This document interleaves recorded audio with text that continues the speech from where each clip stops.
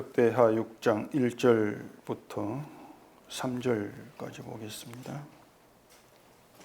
그때에 솔로몬이 이르되 여호와께서 캄캄한 데 계시겠다 말씀하셨사오나 내가 주를 위하여 거하실 성전을 건축하였사오니 주께서 영원히 계실 처소로소이다 하고 얼굴을 돌려 이스라엘 온 회중을 위하여 축복하니 그때에 이스라엘의 온 회중이 서 있더라.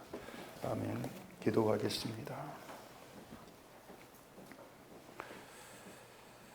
저희가 하나님의 하나님 되심을 알지 못하고 하나님의 뜻도 하나님의 일하심도 알지를 못하고 하나님을 믿는다 하는 것은 모두가 다 거짓된 것입니다.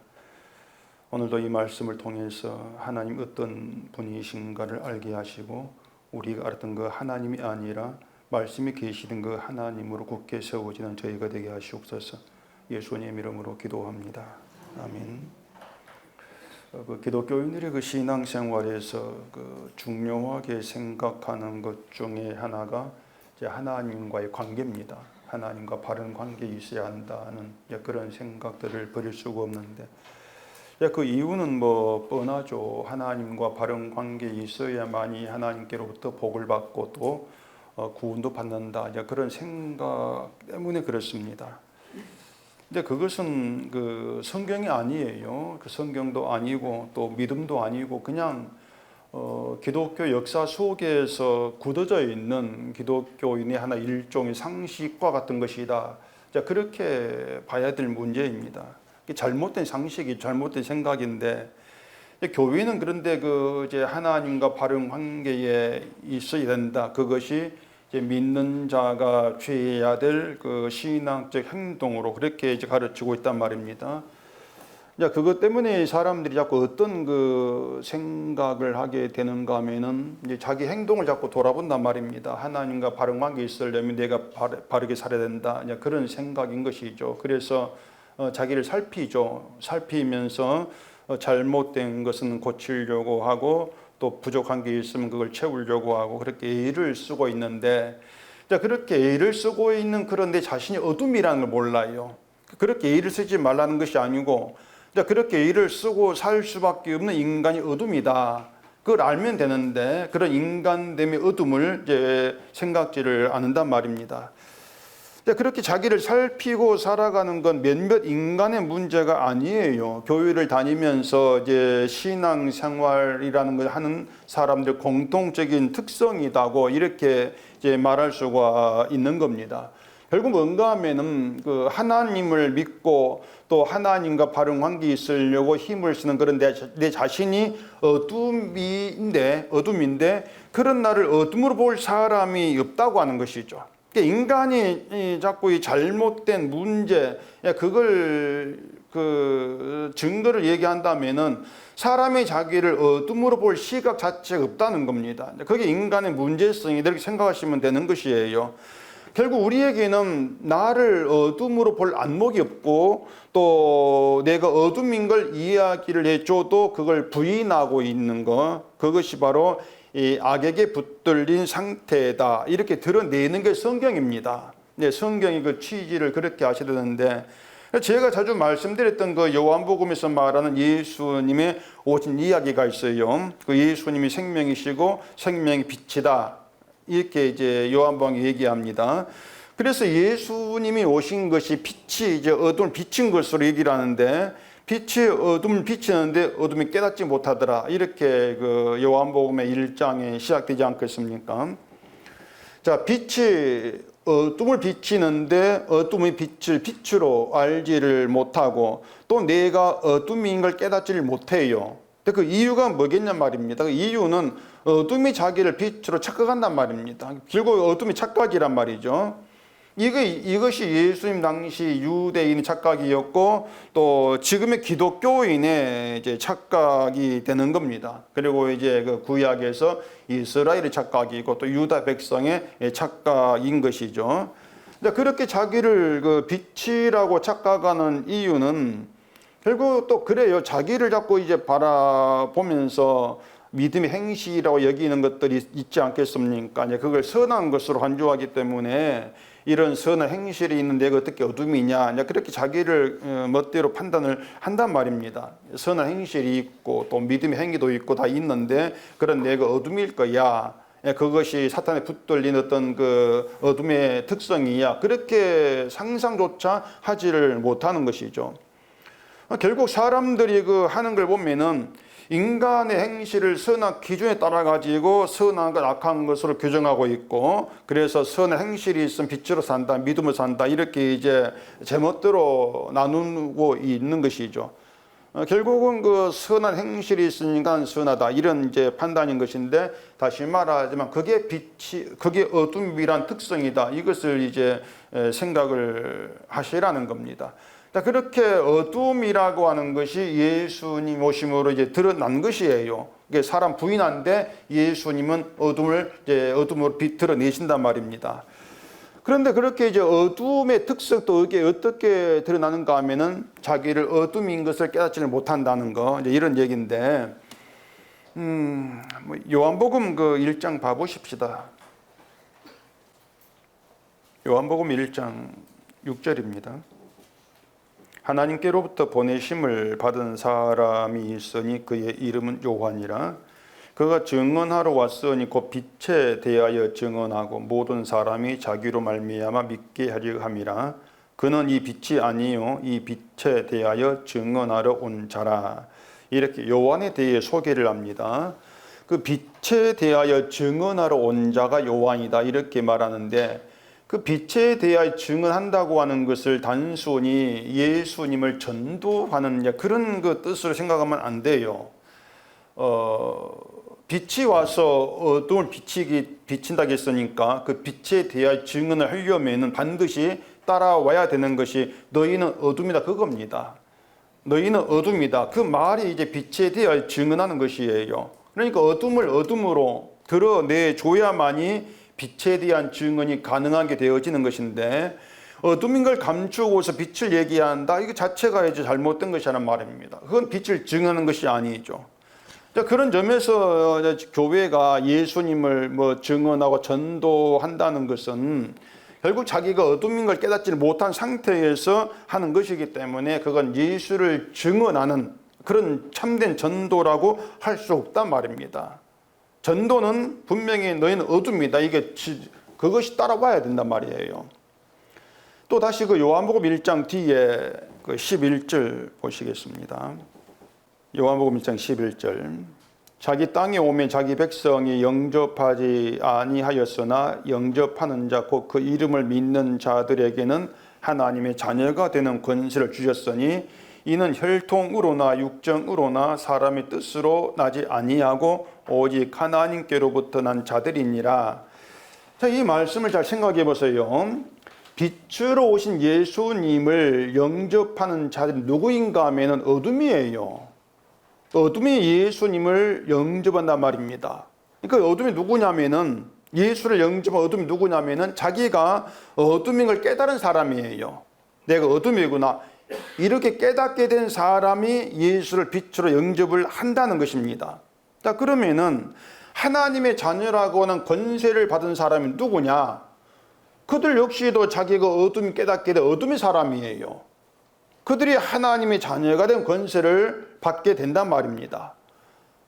이러한 하나님의 자녀는 혈통으로나 육정으로나 사람의 뜻을 나지 아니한다, 이렇게 말하는데, 그 말은 어둠이 자기 스스로 어둠을 벗어버리고 하나님께로 가서 빛이 되는 그런 방식으로 되는 자녀가 아니라는 것입니다. 오로지 하나님에 의해서 하나님께로부터 난 자들이 하나님의 자녀라고 하는 것이에요. 그렇게 하나님의 자녀, 즉 성도라고 하는 것은 인간 방식이나 인간의 것을 철저하게 차단해 버립니다. 차단된 가운데에서 하나님께로부터 난다, 이걸 잊지 않아야 된단 말이에요. 그러니까 우리의 그 선한 행실, 우리의 어떤 믿음을 가지고 하나님의 자녀가 되고 인정되어지는 것은 없어요. 그래서 성도가 누구냐? 내가 어둠이라는 깊이 인식을 하고 어둠인 가운데에서 어둠의 자리에서 예수를 빛으로 영접하는, 그 방식으로 존재하게 된 게 성도다. 이게 성령이란 말입니다. 자, 빛이 어둠을 비친다고 했지 않습니까? 그래, 빛이 어둠에 오셔가지고 어둠 가운데 계신다는 것이에요. 빛이 어둠에 왔어요. 어둠 가운데 계세요. 이게 이제 오늘 본문에서 얘기되는 것인데, 이제 본문 1절 이제 보겠습니다. 그때에 솔로몬이 이르되 여호와께서 캄캄한 데 계시겠다 말씀하셨사오나, 이렇게 얘기를 하고 있습니다. 이 내용이 마치 하나님이 솔로몬에게 내가 캄캄한 데 있겠다 이렇게 말씀을 하신 것처럼, 또 솔로몬이 그런 말을 들은 것처럼 이렇게 얘기가 되어져 있는데, 성경에는 솔로몬이 그런 말씀을 들었다, 또 하나님이 솔로몬에 그런 말씀을 했다는 그런 내용이 없습니다. 근데 어떤 내용이 있냐면은 모세 시대에 하나님이 나타나실 때 구름 가운데에 나타나셔요. 그게 하나님의 그 임하신 방식인데, 이제 그걸 두고 여호와께서 나에게 말씀했다 이렇게 말한 것이 아닌가 생각이 볼 수 있단 말입니다. 자, 보실까요? 출애굽기 19장입니다. 출애굽기 19장 9절. 여호와께서 모세에게 이르시되 내가 빽빽한 구름 가운데서 내게 임함은 내가 너와 말하는 것을 백성들이 듣게 하며 또한 너를 영영히 믿게 하려 함이니라. 모세가 백성의 말을 여호와께 아뢰었으므로, 이렇게 이제 되어 있죠. 그 빽빽한 구름이라고 하는 것은 짙은 어두운 구름을 말합니다. 아주 짙은 어두운 구름, 그걸 빽빽한 구름 이렇게 표현하고 있는 거예요. 오늘 본문 1절에서 말하는 캄캄한데, 이것도 짙은 구름 그 뜻이에요. 짙은 구름이다. 지난주에 그 여호와의 전에 구름이 가득한 것에 대해서 말씀을 드렸는데, 그 구름에 대한 설명 기억하실지 모르겠습니다. 그 구름을 홍수 심판 후에 하나님께서 물로 멸하지 않겠다 이렇게 언약하시고 그 증거로 무지개를 구름 속에 두셨다 이렇게 이제 말씀했는데, 그런 구름으로 제가 말씀을 드렸던 거예요. 그리고 구름이 물도 함께 품고 있는 그런 구름이란 점에서 인간이 여전히 심판을 받아야 될 그런 악한 자, 어둠으로 존재하고 있는 것이고, 하나님 그 어둠 가운데 계시면서 인간을 언약으로 지키시는 것, 그렇게 말씀드렸는데 뭐 기억나실지 모르겠어요. 제가 지금 말씀을 드리는 것은 하나님에 대한 이야기입니다. 하나님에 대한 이야기, 하나님은 이런 분이다, 이렇게 일하시고 이렇게 임하셨다, 그 이야기란 말이에요. 그렇기 때문에 성경이 말하고 있는 그 하나님이 아니면 하나님이 아닌 것이에요. 그걸 분명히 여러분 구분하셔야 한단 말입니다. 성경이 이렇게 하는 말 하는데 우리 이렇게 알고 있어? 그러면 우리가 알고 있는 하나님은 하나님 아니구나, 그렇게 우리는 구분을 돼야 돼요. 또 그렇다면은 하나님을 제대로 알지 못한 가운데에서 우리가 뭔가 신앙생활 한다? 그럼 그게 신앙생활이 참된 것으로 인정되겠냐? 인정이 안 된단 말입니다. 하나님을 알지 못한 가운데는 모든 거 엉터리예요. 그것은 잘못된 것이란 말이에요. 결국 하나님을 알지 못한 사람이 예수를 또 바르게 알 수 없지 않겠습니까? 그런 점에 우리는 하나님에 대해서는 반드시 성경이 얘기한 대로 바르게 알아야 한단 말입니다. 여러분이 알고 있는 것은 내려놓으셔야 한단 말이에요. 성경이 말한 대로 차곡차곡 우리가 하나님 이름 부주는 알아가야 하는 것이에요. 그렇기 때문에 하나님이 캄캄한 데 계신다, 빽빽한 구름 가운데 임했다, 이 내용을 그냥 대수롭지 않게 그렇구나 그렇게 생각하고 넘어갈 그런 문제가 절대 아닌 것입니다. 하나님이 임하신 방식이 어둠, 빽빽한 구름, 캄캄한데 이 방식은 바뀌지를 않아요.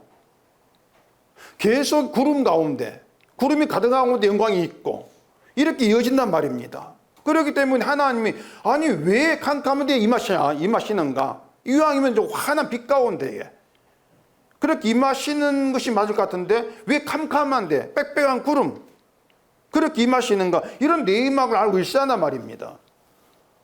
근데 그런 것들을 잘라버리고 생각지 않기 때문에 그냥 하나님 우리 멋대로 생각해버리는 거예요, 사람들이. 그러니 그런 신앙생활이 바르게 될 수 없거든요. 인간이 생각하는 하나님은 가짜예요. 그러니까 인간의 머리에서는 성경에 말한 하나님 나올 수가 없어요. 안 맞아요. 만약 인간이 생각하는 그 하나님이 성경과 맞다면은 굳이 성경이 하나님 이렇다 알려줄 필요가 없지 않습니까? 인간이 이미 알고 있는데. 그냥 인간이 생각하고 하나님을 그대로 믿고 생기면 되는 거예요. 그러면 인간이 아는 하나님으로 복도 받고 구원도 받고 하지 않겠습니까? 근데 그것이 아니니까, 그 하나님이 하나님이 아니니까, 그렇게 하나님 알고 믿었다가 망한 사람이 있으니까 성경에 하나님에 대해서 말을 한단 말입니다. 유다처럼 너희가 알고 있는, 인간이 알고 있는 하나님은 안 된다, 그렇게 믿어봐야 망하는 밖에 없어, 이걸 말하고 있는 것이죠. 그건 우상밖에 안 된단 말이에요. 하나님이 캄캄한 데 계신다고 하는 것도 인간 생각에서는 나올 수가 없습니다. 하나님은 영광이시고 거룩한 분이신데 왜 캄캄한 데 계시냐, 이게 우리 인간의 기본 생각이에요. 하나님 임하신다면은 찬란한 빛이 가득한 그런 이제 그 환경을 임하셔야 되죠. 그게 하나님이 계실 만한 곳을 우리는 상상한단 말입니다. 여러분에게 하나님이 계시는 천국을 한번 그려봐라, 상상해 그려봐라 하면 어떻게 그리시겠어요? 뭐 천국 보지 못했지만 한번 평소에 상상해도 한번 상상해 보세요. 어떤 천국인지. 천국은 이런 거야. 상상해 보세요. 어떤 천국입니까? 제가 그 챗 GPT에게 천국을 그려보라 했어요. 한번 그려봐라. 어떻게 그리겠어요? 그 그림 내용 설명할게요. 하늘에서 황금색 빛이 쫙 비치는 겁니다. 황금색 빛이 비치면서 그 공중에 날개를 쫙 핀 하얀 천사가 있어요. 천사가 열이 있고, 땅에는 황금 기둥, 그물은 기둥 막 서 있고, 이제 나무들이 있고 시냇물이 졸 흘러가는 그런 장면이에요. 그게 천국이에요. 챗 GPT가 그린 천국, AI 천국, 지가 들어간 천국.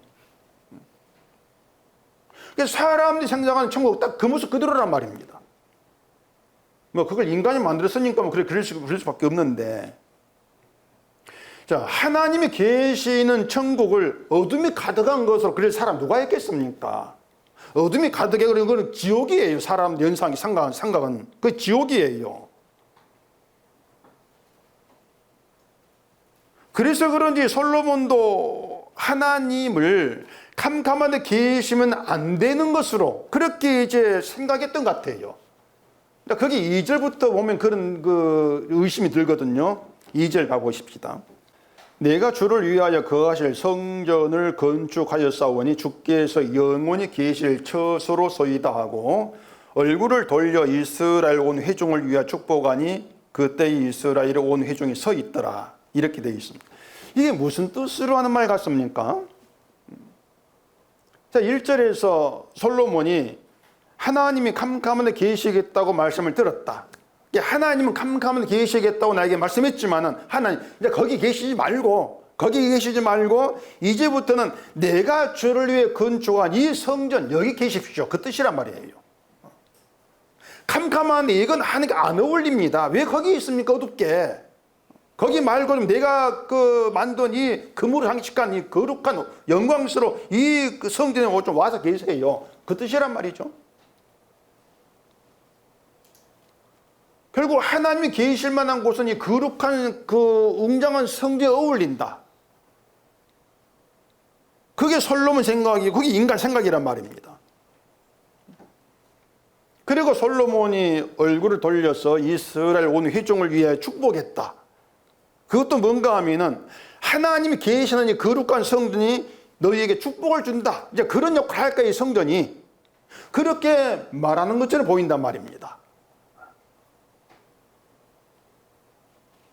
3절에 오면은 그때에 이스라엘 온 회중이 서 있더라, 이렇게 얘기하고 있거든요.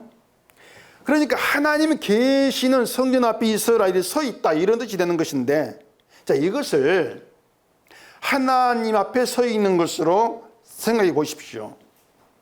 그럼 무엇을 위해서, 무슨 목적으로 하나님 앞에 서 있겠습니까? 심판을 받기 위해서겠습니까? 복을 받기 위해서겠습니까? 복이죠. 복을 받기 위해 성전 앞에 서 있는 거예요. 복 받으려고. 저 성전이 우리에게 복을 줘. 그 생각이 있으니까. 결국 뭔가 하면은요, 스스로 내가 어둠이라고 자책하면서 심판을 받으려고 진노하시며 그와 있으려고 하나님께 나와 서 있는 그런 사람 없습니다. 누가 그런 미친 짓거리 합니까? 그 미친 짓거리거든요. 심판을 받으러 서 있는다, 나온다. 다들 복 받으려고 나오지 않습니까? 그게 정상이에요, 인간 세계에서는. 그게 맞단 말입니다, 복 받으려고 오는 게. 이스라엘도 솔로몬이 이스라엘을 위해서 축복하는 거, 이걸 통해서 성전을 우리를 위해서, 이스라엘을 위해 축복을 내리는 거룩한 하나님의 처소, 하나님의 전, 그렇게 알고 나온단 말입니다. 결국 하나같이 성전을 오해했다는 것이에요. 캄캄한 임하시는, 캄캄하게 강림하시는 그 하나님을 알지를 못한 것이에요. 성전을 제대로 못한 것이죠. 모른 것이죠. 자, 천국은 하나님이 계신 곳입니다. 그러면은 캄캄한데 빽빽한 구름, 어두운 구름 가운데 하나님 이미 있어요. 천국이 뭡니까? 어두운 곳이에요. 어두운 그 구름이 천국에 있단 말이에요. 누가 그런 천국을 기대하냐 말입니다. 그러니 천국도 뭐 어떤 그 복도, 성전은 모든 것들이 인간 생각과 안 맞아요. 우리가 성경을 차근차근 보게 되면은 정말 내 생각과 안 맞구나. 그걸 깊이 우리는 자각할 수밖에 없어요. 제가 전도사 때 그 성경을 공부하면서 늘 부딪힌 갈등, 고민 그것이었습니다. 왜 내가 알고 내가 들었고 내가 배웠던 성경 그 하나님 그 믿음 이 천국에 안 맞는가? 도무지 맞는 게 없어요. 맞는 게 없어요. 내가 지금 잘못되어 있는가? 제가 죄를 의심한단 말입니다. 내가 뭔가 잘못 알고 잘못 보고 있는 것인가? 근데 아무리 봐도 내가 보는 게 맞아요, 그것이. 그게 그 안에 그 오류가 없어요.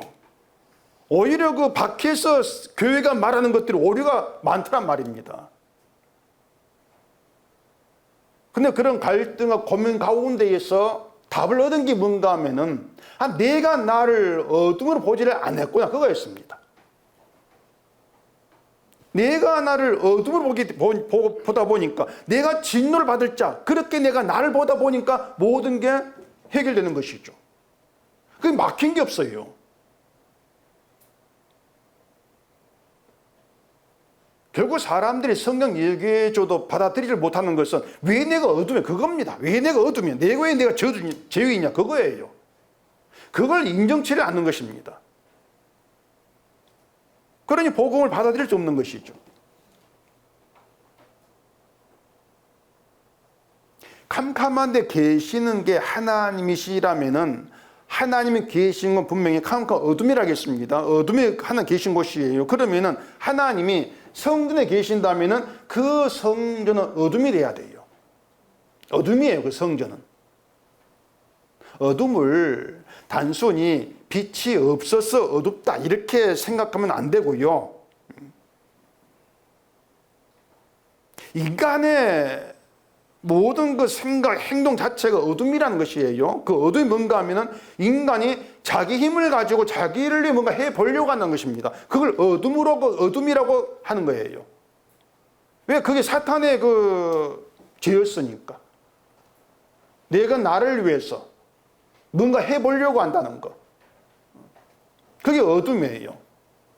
그런 점에서 성전이 어둠이라고 하는 것은 성전에 나와가지고 자기를 위해서 자꾸 뭔가 하지 않습니까?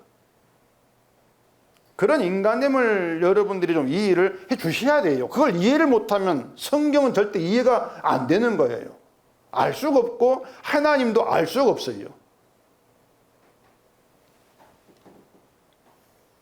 그래서 하나님이 캄캄한 어두운 구름 가운데 임하셨다고 하는 것은 심판이 마땅한 세계에 하나님이 임하신 것이다. 그렇게 생각하시란 말입니다.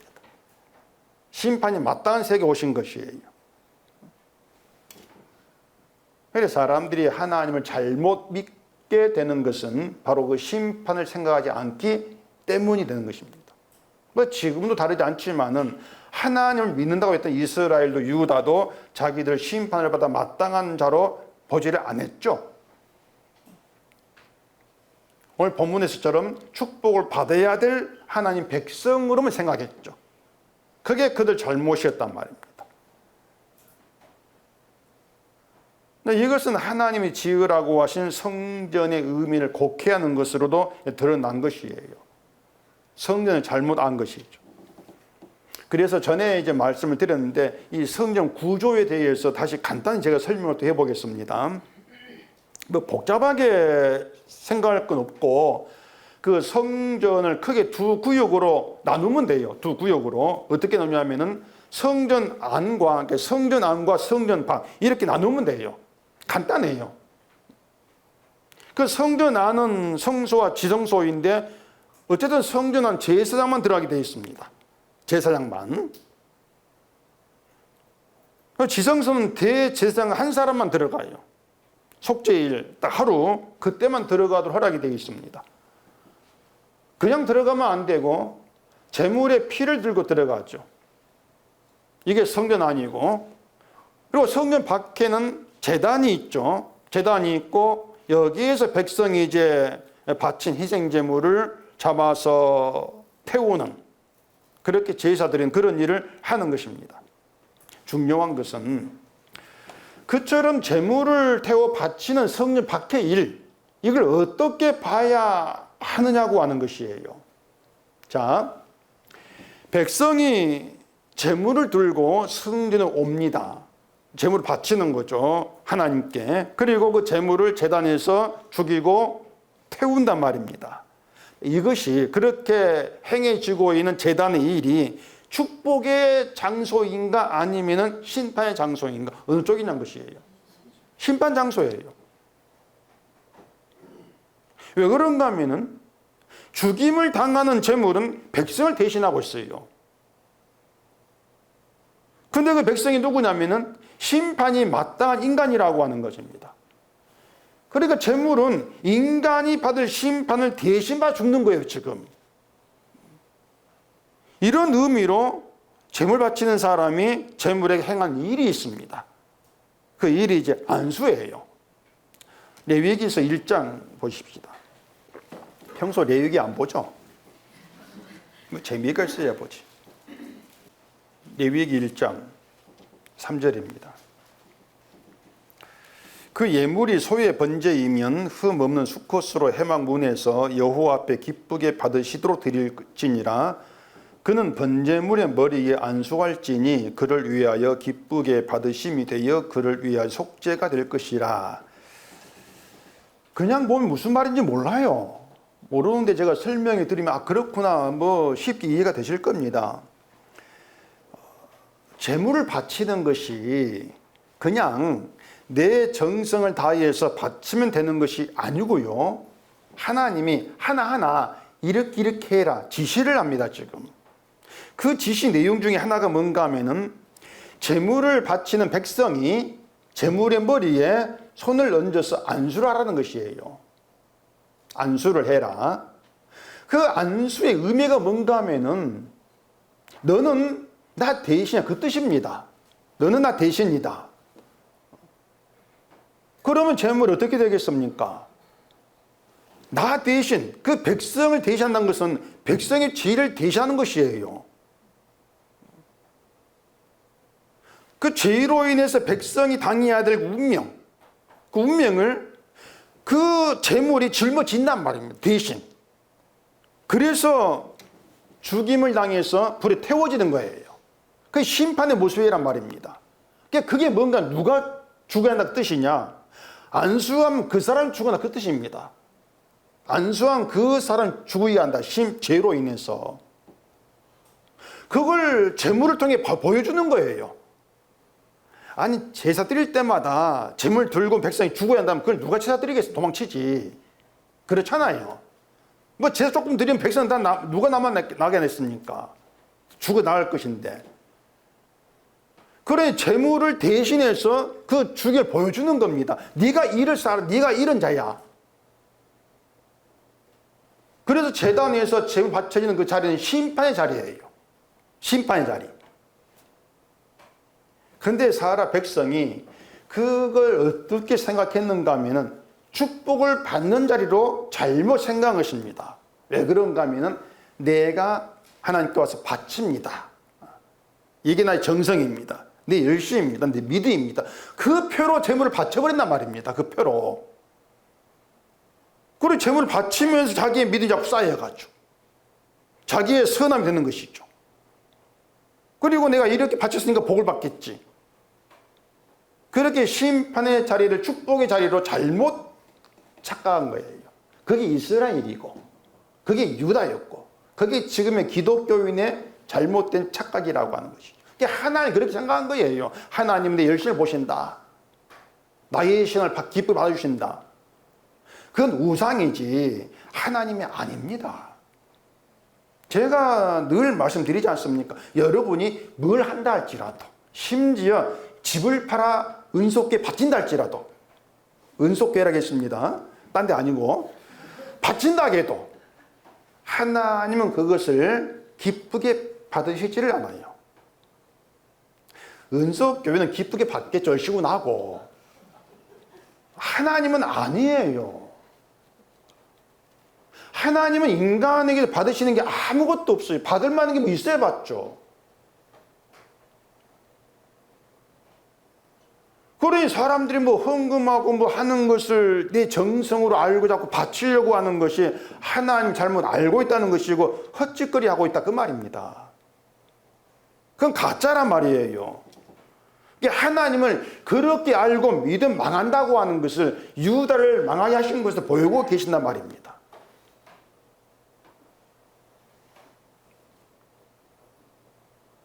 제단에서 내가 안수한 재물이 죽임을 당하는 것, 불이 태워지는 것, 번제 그런 것인데 그 제사를 통해서 죄에 대한 하나님의 무서운 진노, 심판을 경험해야 돼요. 그게 진짜 성도예요.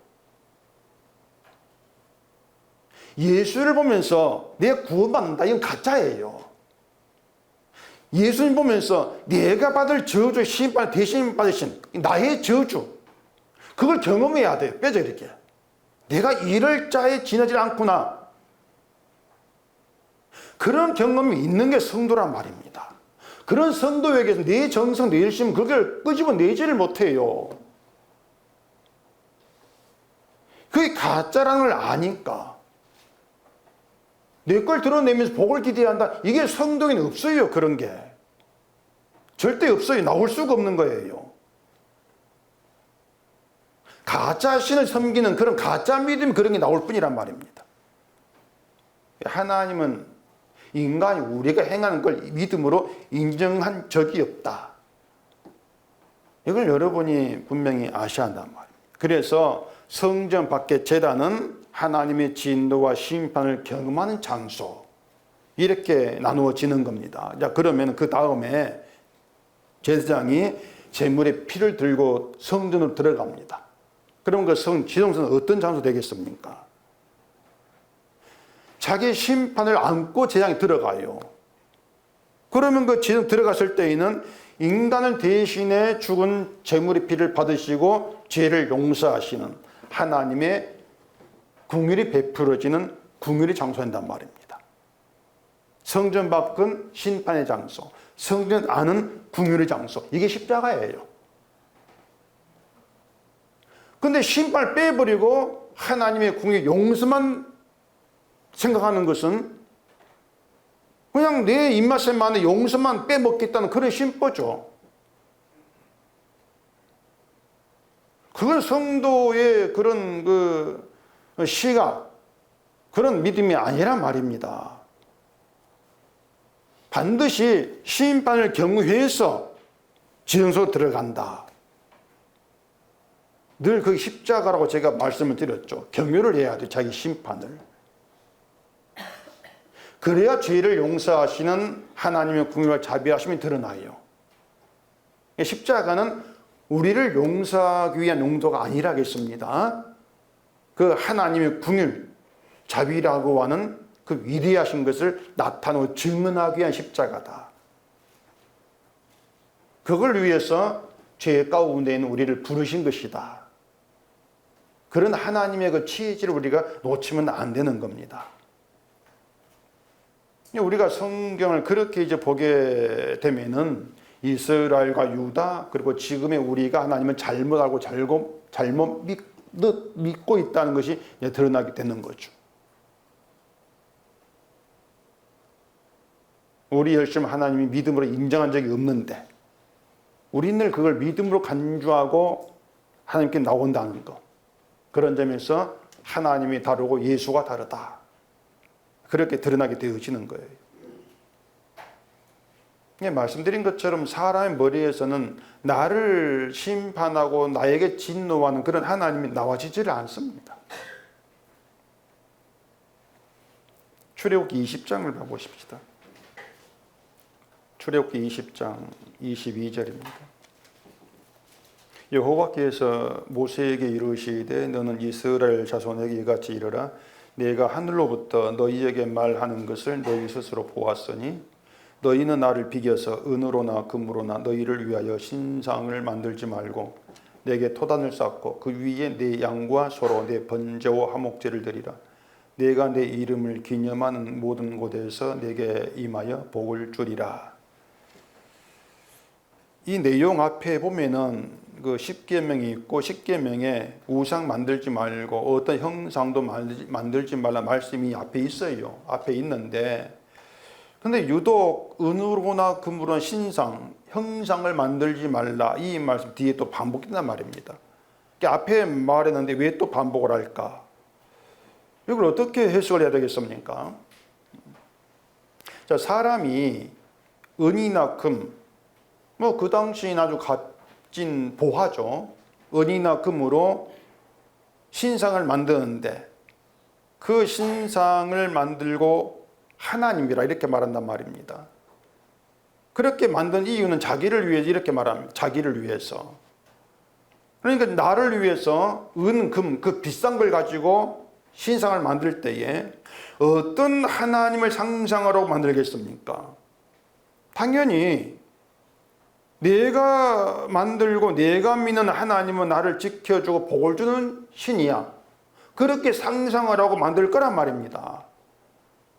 그러니까 은이나 금으로 형상을 만들어 하나님이라 섬기는데 그 하나님이 자기들의 죄에 대해 진노하고 심판하는 무서운 하나님이다. 그렇게 알고 만들겠냐 그 말입니다. 그렇게 만들지를 않아요. 날 위해 만드는데.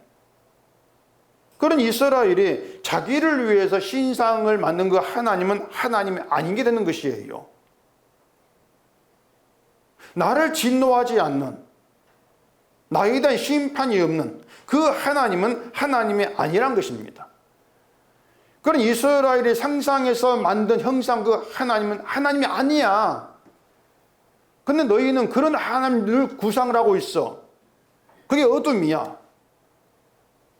그런 것들을 신상을 만들지 말아라. 너희를 위해서 그런 계명을 통해 드러내고 있는 거예요.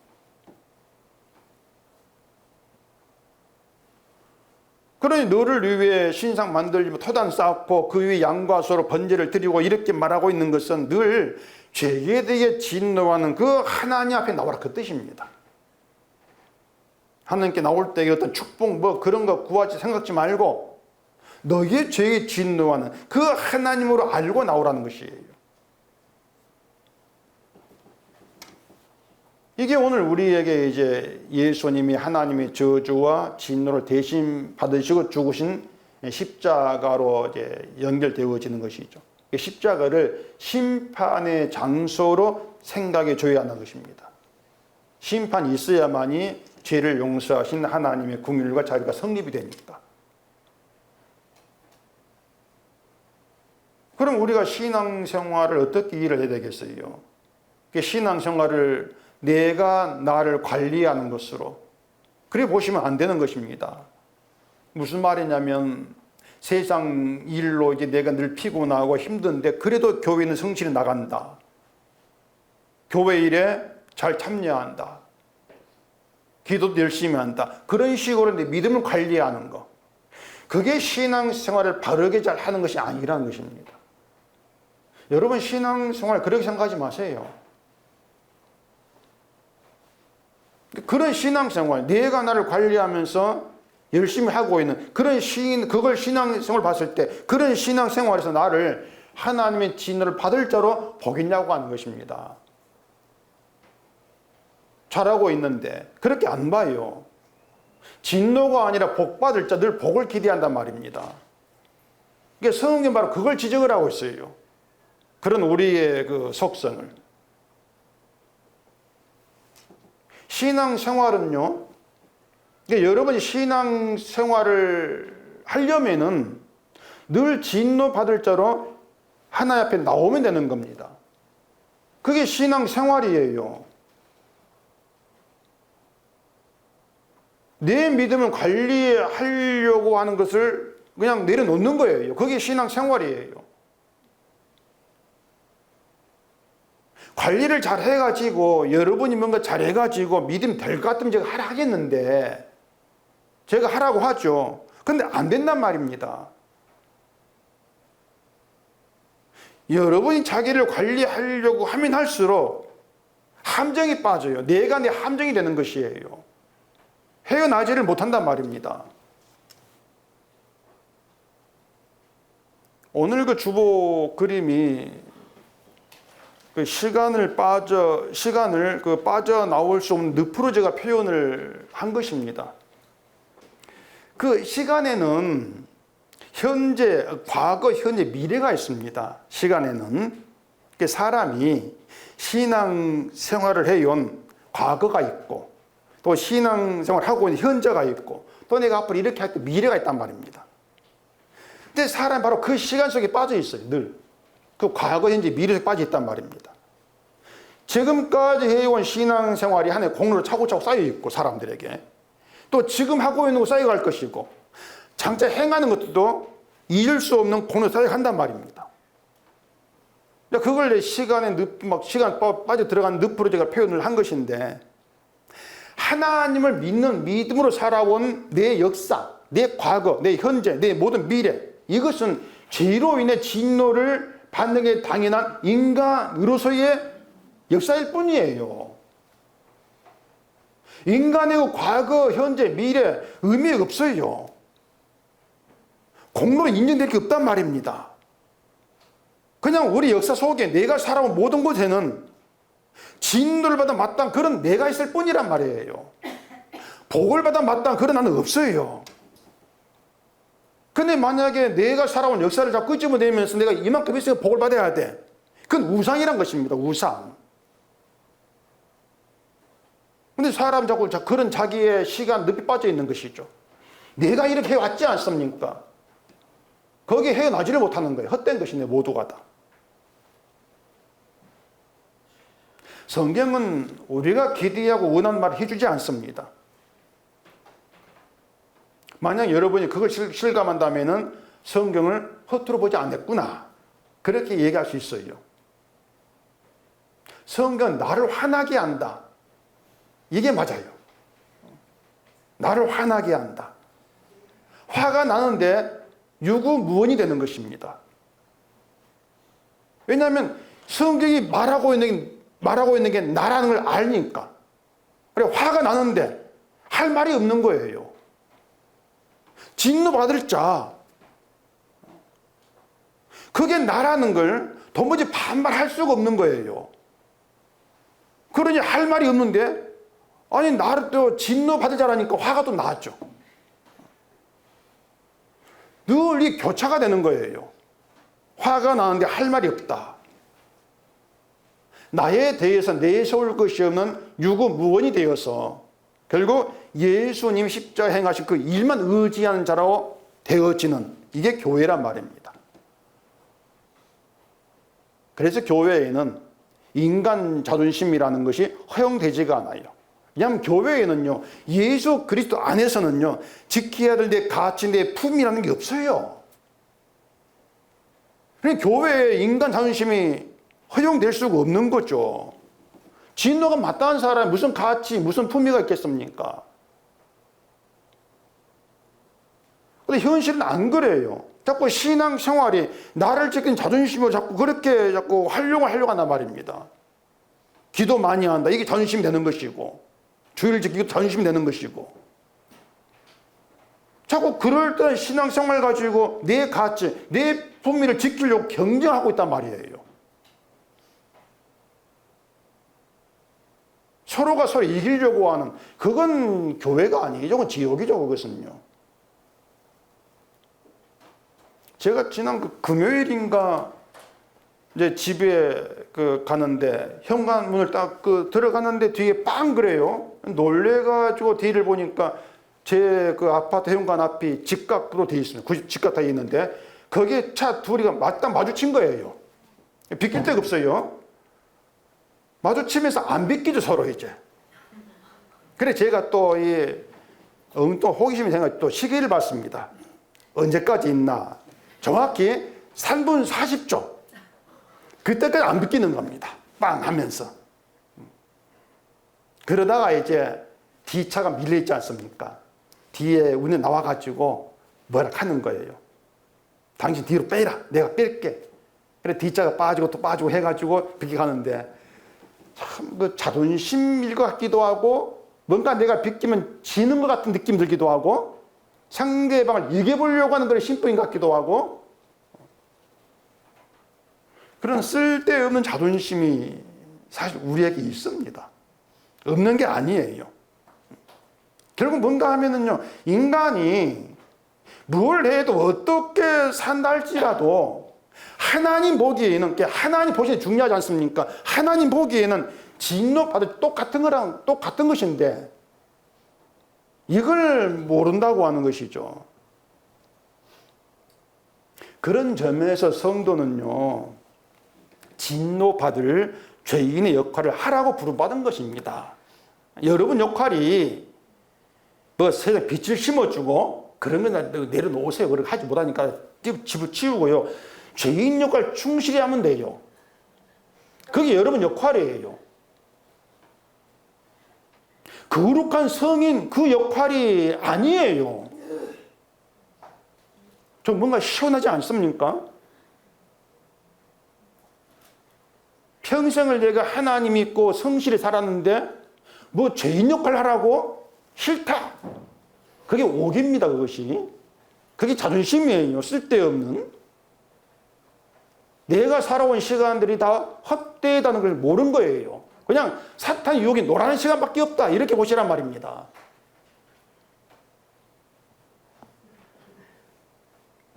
하나님이 캄캄한 데 계시게 되어 있으면은 캄캄한 데 계시는 그 하나님께로 가는 게 맞습니다. 근데 선을 건축해 놓고 이것이 주님이 영원히 계실 처소입니다. 자존심이에요. 예배당 크게 화려하게 지어 놓고 이곳에 하나님이 계십니다. 와서 복 받아라. 자존심이죠.